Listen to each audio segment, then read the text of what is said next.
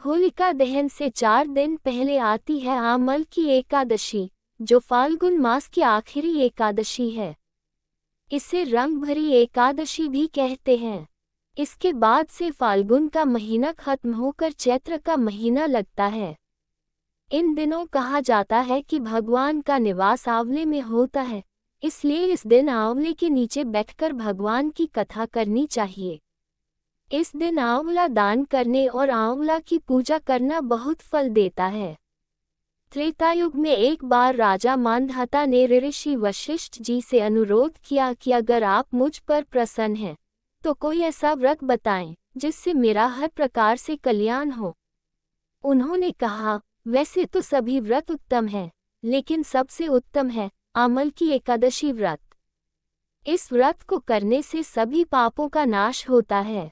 इस व्रत को करने से 1000 गायों के दान के बराबर फल मिलता है। तब वे उन्हें आमल की एकादशी की संपूर्ण कथा सुनते हैं। वैदिक नाम के एक नगर में एक ब्राह्मण, वैश्य, क्षत्रिय और शूद्र चारों का परिवार अच्छे से रहता था। वहां पर सदैव वैद ध्वनि गूंजत थी। उस नगर में चैत्रर्थ नाम का चंद्रवंश राजा था। नगर के सभी लोग भगवान विष्णु के परम भक्त थे और भगवान विष्णु के लिए एकादशी व्रत किया करते थे। हर साल की तरह इस साल भी आमल की एकादशी आई।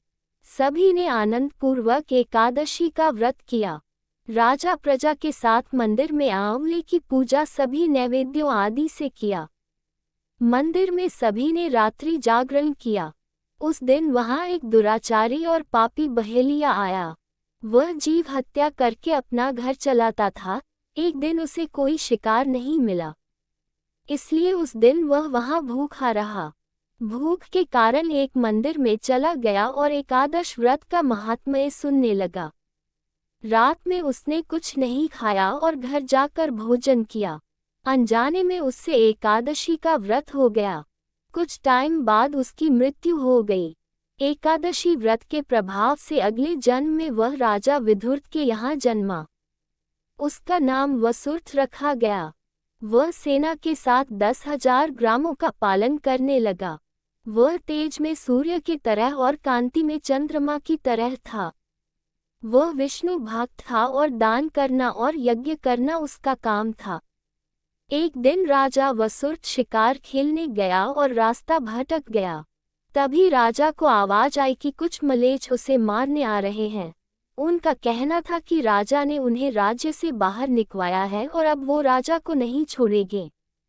इस पर वो अस्त्र लेकर राजा को मारने दौड़े, लेकिन राजा पर उनके अस्त्रों का कोई प्रभाव नहीं हुआ और राजा के शरीर से एक देवी उत्पन्न हुई और उन्होंने सभी मलेच्छ को मार दिया। इस प्रकार भविष्यवाणी हुई, तुम्हारी रक्षा स्वयं भगवान विष्णु ने की है। इस प्रकार उसकी एक दिन का आमल की एकादशी के व्रत के प्रभाव से सब अच्छा हो गया। जो आमल की एकादशी का व्रत करते हैं, उनके सभी कार्य पूर्ण होते हैं और ऐसा व्यक्ति अंत में मोक्ष प्राप्त करता है।